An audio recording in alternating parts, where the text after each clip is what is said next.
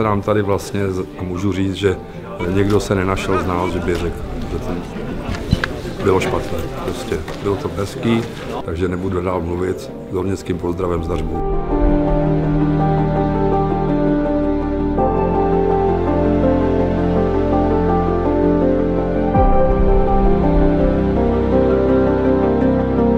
Dostal jsem pozvání a jsem rád, že jsem se zúčastnil této akce. Potkal jsem tady spoustu svých kamarádů, bývalých spolupracovníků a chtěl bych hlavně poděkovat organizátorům za to, že se toto setkání uskutečnilo. Po 30 letech jsem se opět setkal tady s kamarádama. Jsem rád, že se to tady uskutečnilo a opravdu to na mě působí výborným dojmem.